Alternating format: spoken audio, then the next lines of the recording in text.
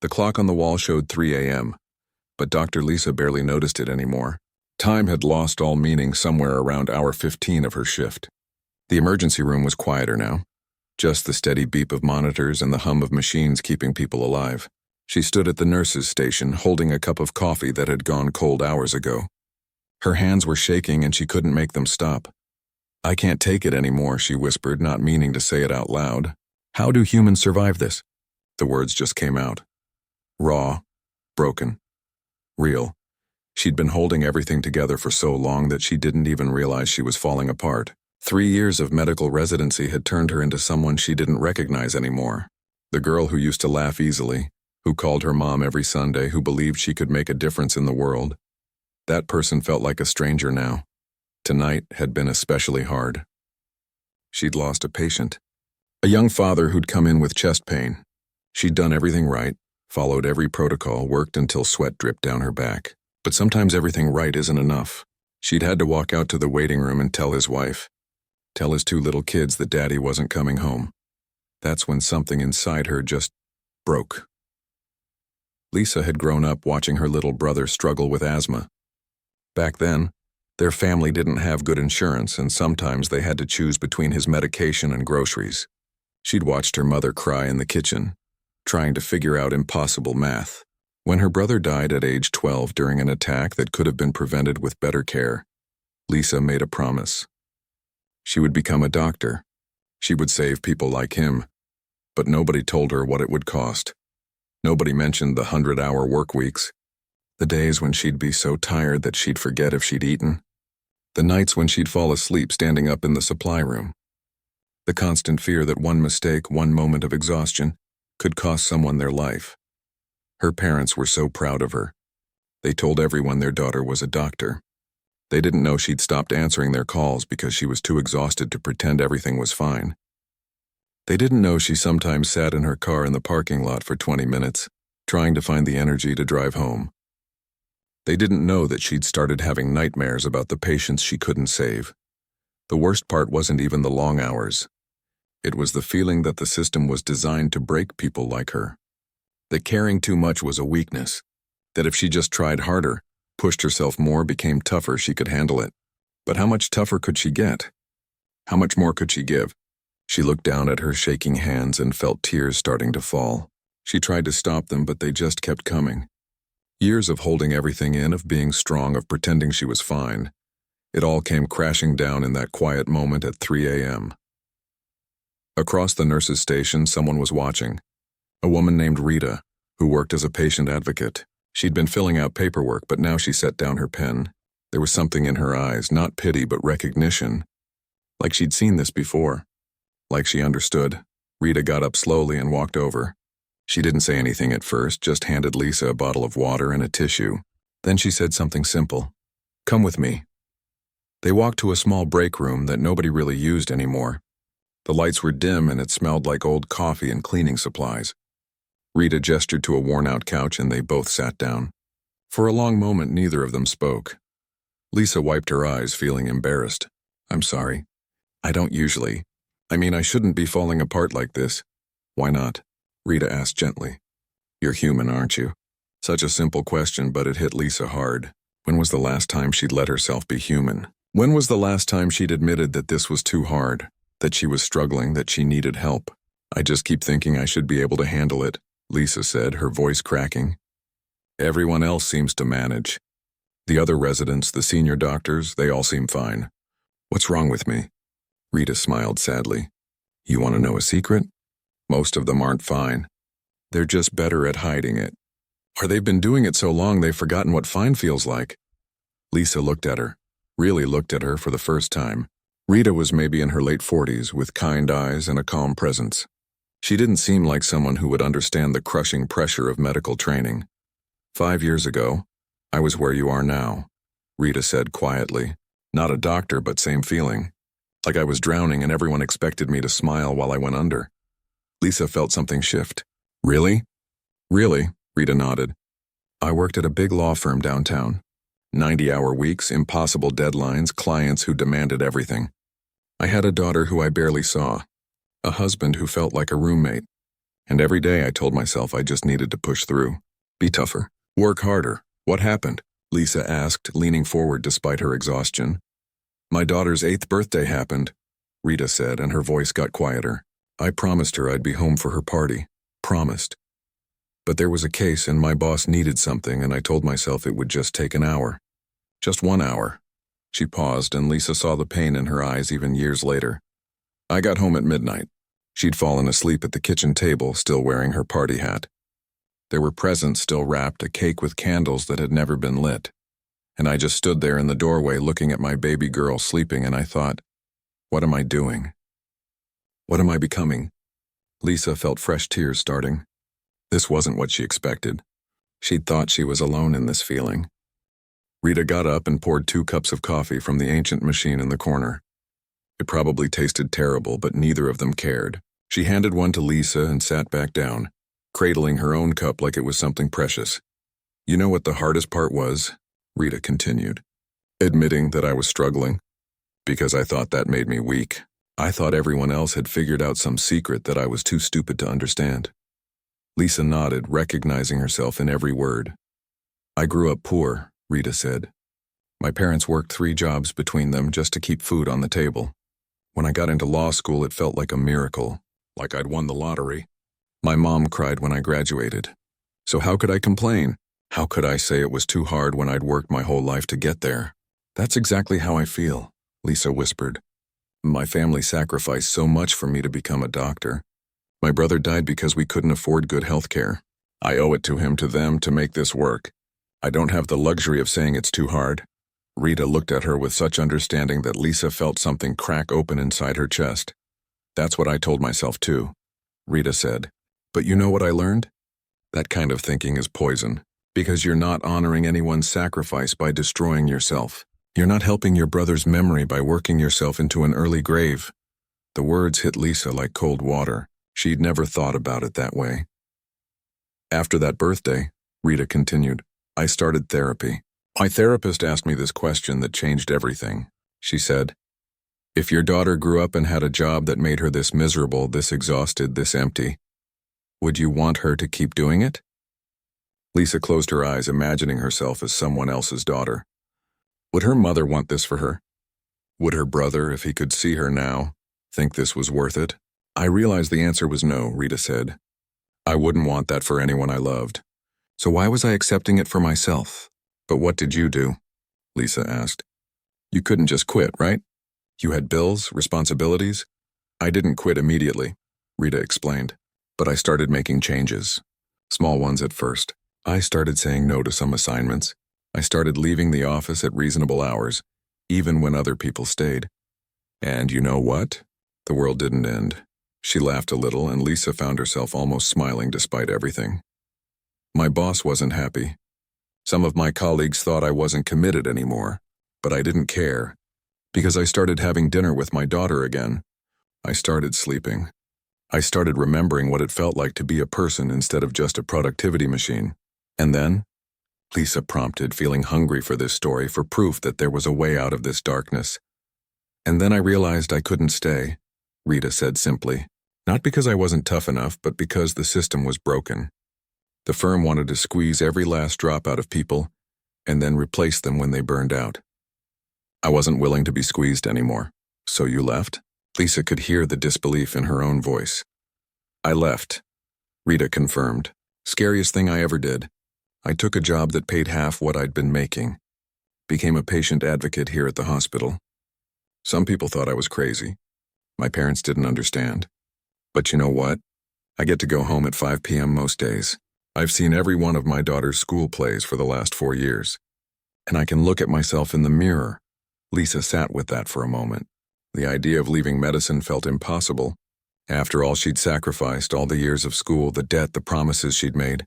I'm not saying you should quit, Rita said, reading her thoughts. Your path isn't my path. But I am saying that asking, how do humans survive this, isn't a sign that you're failing. It's a sign that you're paying attention. It's the first honest question. But everyone else seems to manage, Lisa said, feeling that familiar shame creeping back in. Rita shook her head firmly. Do they really? Because I work in this hospital every day and I see the truth. I see nurses crying in the bathroom. I see doctors who've started drinking too much. I see therapists who need therapy themselves. I see people running on empty, pretending they're fine because everyone else is pretending they're fine. Lisa thought about her fellow residents, about Tom, who'd started making jokes about how coffee and energy drinks were basically his food groups now, about Jessica, who'd mentioned she was on medication for anxiety, about David, who'd called in sick 3 times last month because he just couldn't face another shift. Maybe Rita was right. Maybe she wasn't the only one drowning. I need to tell you something, Rita said, leaning forward, and I need you to really hear it. The way healthcare works right now, it's not sustainable. It's not humane. And it's not your fault that you can't handle something that was never meant to be handled. Lisa felt something loosening in her chest. Permission, maybe. Permission to acknowledge that this was too hard. That the system was broken, not her. What do I do? She asked, and her voice sounded small and lost.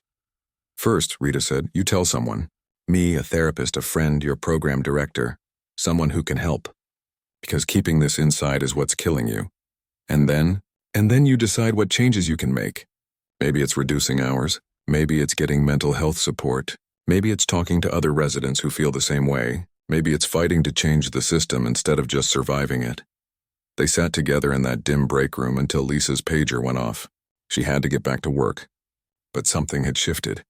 She wasn't alone anymore.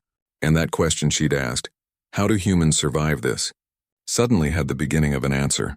They survive by finding each other in the darkness and refusing to pretend everything is okay when it's not.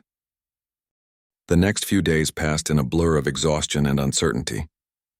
Lisa kept working her shifts because she had to, but something was different now. She couldn't unsee what Rita had shown her.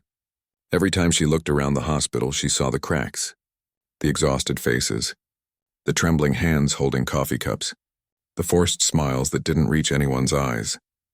On Thursday morning, she was in the residence locker room changing for her shift when she overheard 2 of her colleagues talking. I can't keep doing this, one of them said. It was Tom, the guy who always joked about living on caffeine, but he wasn't joking now. His voice was shaking. Just push through, the other resident, Jessica, replied, but her voice sounded hollow, like she was repeating words she'd heard 1,000 times without believing them anymore. Lisa stood there, one shoe on and one shoe off, listening. Before Rita, she would have stayed silent, would have assumed everyone else was handling things better than her. But now, hey, she said, closing her locker, can I talk to you guys about something? They both looked surprised. Lisa was known for being quiet, for keeping to herself. She wasn't the type to start conversations in the locker room. Sure, Tom said, glancing at his watch, but we've got rounds in 10 minutes. I know. This won't take long. Lisa took a breath. That thing you just said, Tom? About not being able to keep doing this? I feel the same way. The silence that followed felt enormous. Tom and Jessica just stared at her. You do? Jessica finally asked. I had a breakdown a few days ago, Lisa admitted. Right here in the hospital. Couldn't stop crying. Couldn't even hold a coffee cup without shaking. She watched their faces change, the surprise turning into recognition, into relief.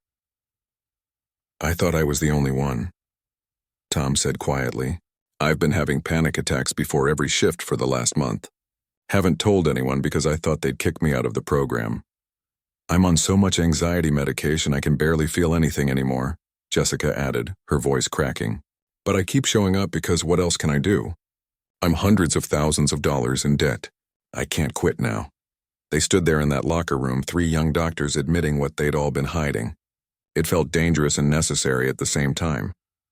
There's this woman who works here, Rita, Lisa said. She helped me see that this isn't normal, that we shouldn't have to suffer like this just to help people. But everyone says residency is supposed to be hard, Jessica said, that it's a test, that if we can't handle it, we're not cut out for medicine. Maybe that's garbage, Lisa said, surprising herself with how angry she sounded. Maybe that's just what people say to justify a cruel system. Tom laughed, but it was a bitter sound. My attending told me last week that sleep is for the weak. Said when he did his residency they worked even longer hours, like that's something to be proud of. My brother died because of bad health care, Lisa said suddenly. The words just came out. That's why I became a doctor. But how am I helping anyone if I'm so exhausted I can barely think straight? What if I make a mistake because I haven't slept in 30 hours? The question hung there between them. It was the fear none of them wanted to name. They were all terrified of hurting someone because the system pushed them past human limits. Rita mentioned something about other people in the hospital feeling this way. Lisa continued. What if we talk to them? What if we're not the only ones? You mean like organizing? Jessica asked, and she sounded scared and hopeful at the same time. I don't know what I mean, Lisa admitted, but I know that sitting in silence isn't working. Over the next week, word spread quietly. Lisa mentioned it to a nurse she trusted, who mentioned it to another nurse, who mentioned it to a respiratory therapist. Tom told a couple of other residents. Jessica talked to some people in the lab, and slowly, carefully, people started reaching out. Rita helped Lisa arrange a meeting. Nothing official, nothing that would get anyone in trouble. Just a gathering in the hospital chapel during lunch hour. Lisa expected maybe 10 people to show up. She was prepared to feel stupid if nobody came. 47 people walked through those chapel doors. They filled the pews and lined the walls. Doctors and nurses and techs and administrators, young and old, all of them carrying the same weight, the same exhaustion, the same question, how do we survive this? Lisa stood at the front, her heart pounding. She'd never done anything like this before. She wasn't a leader or an activist. She was just tired. I don't really know what to say, she started, except that a couple weeks ago I hit a wall. I couldn't pretend anymore that everything was fine. And when I stopped pretending, I found out that a lot of other people were pretending too. Heads nodded around the room. So maybe we could just talk. Tell the truth for once. Not to complain, but to figure out what to do. What happened next was something Lisa would never forget. For 2 hours, people shared their stories. The ER nurse who'd started having nightmares about patients dying. The surgeon whose hands shook so badly from stress that he was terrified of operating. The lab tech who'd found a colleague unconscious from an overdose in the bathroom.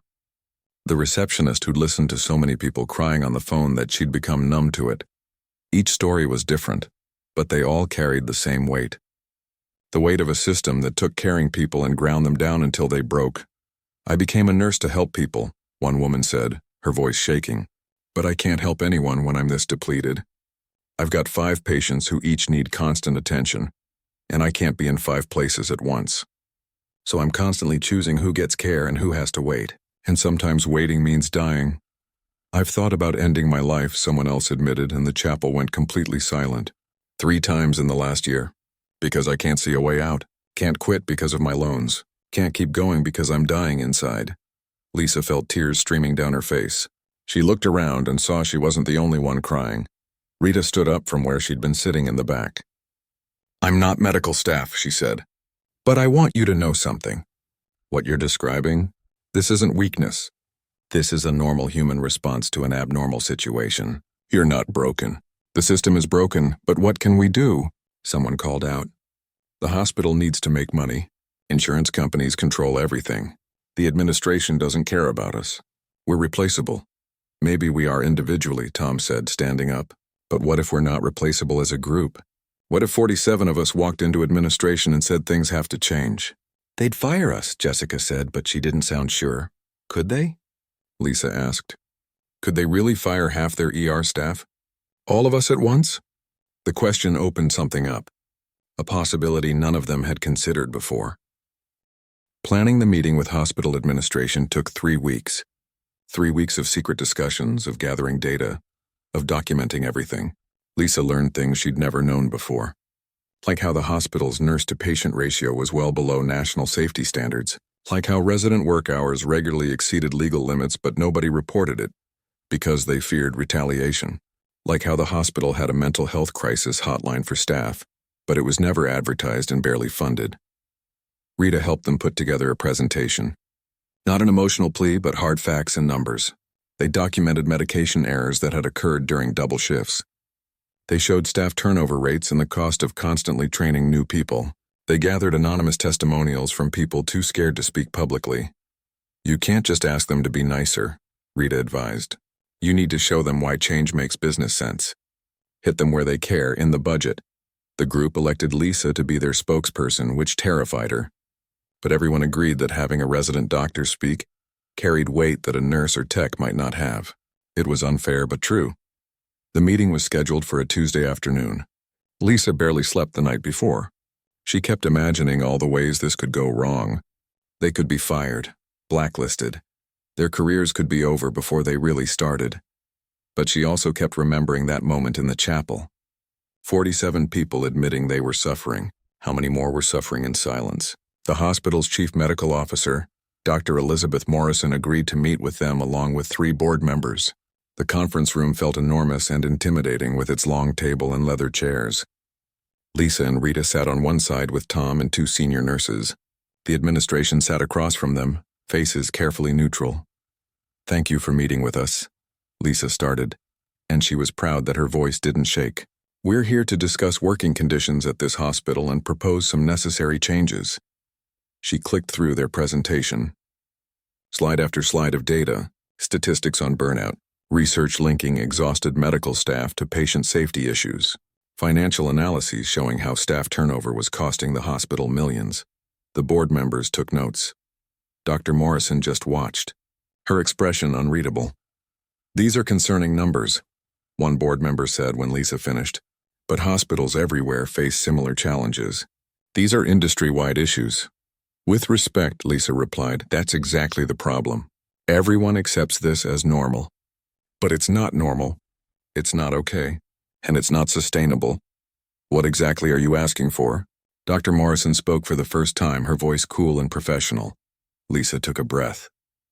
"Mandatory shift limits that are actually enforced. A real mental health support system with trained counselors. Adequate staffing so people aren't working double and triple shifts. And a committee where frontline staff have actual say in policy decisions. Those changes would be expensive." Another board member said, "More expensive than the lawsuits when someone dies because their doctor hasn't slept in 30 hours, Tom asked, and there was an edge to his voice. "More expensive than training new staff every 6 months because people keep quitting?" The room went quiet. Lisa could feel the tension building. Then Dr. Morrison did something unexpected. She took off her reading glasses and rubbed her eyes, and suddenly she looked very tired. "Can I be honest with you?" she asked, and something in her tone had changed. "Please," Lisa said. 20 years ago I was where you are, a resident, exhausted, wondering how much more I could take." She looked around at her fellow administrators. "I had a breakdown during my 3rd year, locked myself in a supply closet and cried for an hour." Lisa felt her heart skip. This powerful woman, the chief medical officer, had been there too. "I survived by telling myself it was temporary, that once I got through residency, once I became an attending, once I made chief, things would be different. But they weren't different. I just learned to numb myself to it, learned to accept things I should never have accepted." She looked directly at Lisa, and there was something raw in her eyes. "I became part of the machine instead of fighting it. And I've spent 20 years watching bright, caring people get chewed up and spit out by this system, including my own daughter, who quit her nursing program last year because she couldn't handle what she saw here." The board members shifted uncomfortably. "So when you ask what you're asking for," Dr. Morrison continued, "my first instinct is to tell you it's impossible. That's what I've been trained to say. But seeing all of you here refusing to break yourselves to fit this broken system, it makes me remember something I forgot." "What's that?" Lisa asked quietly. "Why I became a doctor in the first place. Not to manage budgets or navigate insurance companies or maximize bed utilization rates. To help people." She looked at the board members. "And these people need help. Our staff needs help." "Elizabeth," one board member started, "we can't just—" "Yes, we can," she cut him off. "We absolutely can. It will be hard and expensive and complicated. But you know what's harder? Losing another nurse to exhaustion. Having another resident attempt ending their life. Watching good people leave medicine because we've made it unbearable." Lisa felt tears building but blinked them back. This wasn't what she'd expected at all. "I can't promise everything will change overnight," Dr. Morrison said, turning back to Lisa and the others. "There are budgets and regulations and 100 complications.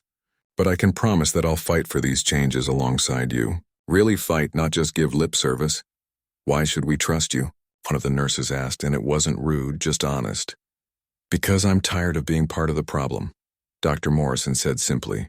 "And because my daughter told me last month that she's proud of what I've accomplished but sad about who I've become. I want to be someone she can be proud of for the right reasons." The meeting lasted another 2 hours. They discussed specific changes, timelines, what was realistic and what wasn't. The board members asked questions, raised concerns, pushed back on some things. But something fundamental had shifted. They were negotiating now, not being dismissed. When they finally left the conference room, Lisa felt dizzy with exhaustion and hope mixed together. "Did that really just happen?" Tom asked. "I think it did," Rita said, and she was smiling. They didn't win everything they'd asked for, but they won enough to start. And sometimes starting is the hardest part. 6 months passed. 6 months of slow, difficult changes. The hospital implemented shift limits that were actually enforced for the first time in anyone's memory. They hired additional staff, which took time because good people were hard to find. They created a real mental health support program, run by professional counselors who understood healthcare trauma. Most importantly, they formed a committee where doctors, nurses, techs, and other staff had real decision-making power. Not just token representation, but actual votes on policy. It was messy and frustrating, and sometimes people disagreed loudly. But it was real. Lisa cut her hours back to something almost human. She started sleeping more than 4 hours a night. She called her parents every Sunday again, and when her mom asked how she was doing, Lisa told the truth instead of pretending. The changes weren't perfect. There were still hard days, still moments of exhaustion, still times when the system felt overwhelming. But there was a difference now. People weren't suffering alone in silence. There was support, space to be human, permission to say this is too hard without fear. Lisa kept in touch with Rita, who'd become something like a mentor and friend. They met for coffee once a week, usually at a little place near the hospital where the coffee was actually good. "How are you really doing?" Rita asked during one of these meetings. Lisa thought about it. "Better. Not perfect, but better. I actually remembered why I wanted to be a doctor last week." "Yeah? What reminded you?" "There was this kid in the ER, maybe 7 years old. Asthma attack. And I was treating him, and I wasn't so exhausted I could barely think. I could actually be present with him. Talk to him, make him laugh, explain what I was doing so he wasn't scared. His mom thanked me afterward, and I felt it." "Really felt it?" Rita smiled. "That's good." "My brother would have been 23 this year," Lisa said quietly. "Sometimes I wonder what he'd think of all this. Of me becoming a doctor, of everything that's happened. What do you think he'd say?" Lisa considered it. "I think he'd tell me I was being stubborn. That's what he always said when I wouldn't give up on something. And then he'd probably make a joke to lighten the mood. Sounds like a good brother." "He was." Lisa took a sip of her coffee. "I used to think I was honoring his memory by pushing through no matter what. But I realize now that he wouldn't have wanted me to destroy myself. He'd want me to help people, yes, but he'd want me to be okay too." They sat in comfortable silence for a moment. "You know what's weird?" Lisa said. "Other hospitals have been reaching out, asking about what we did here, asking for advice." "That's not weird," Rita said. "That's what happens when people stop accepting the unacceptable. Change spreads." Lisa and Rita had started a small organization in their spare time. Nothing fancy, just a website and a hotline for healthcare workers in crisis. They'd expected maybe a few calls. Instead, they were getting dozens every week. Doctors and nurses from all over the country, all carrying that same weight, all asking that same question. "How do we survive this?" "We're thinking about expanding," Lisa said. "Maybe turning this into something bigger. Training peer counselors, creating support networks, advocating for policy changes at a national level." "That's ambitious," Rita said, but she was smiling. "I know, maybe too ambitious. But if we'd had something like this when I was at my lowest, maybe I wouldn't have had to hit rock bottom first." "You're doing good work," Rita said seriously. "Real good work. Not everyone who gets hurt turns around and helps others." Lisa thought about that night 6 months ago when she'd stood at the nurse's station, hands shaking, voice breaking. How impossible everything had felt. How alone she'd been. "I got lucky," she said. "You were there. You saw me and helped me. Not everyone gets that." "So we make sure more people get that," Rita replied simply. The work was hard. Advocating for change meant constant pushback, exhausting meetings, small victories, and big disappointments.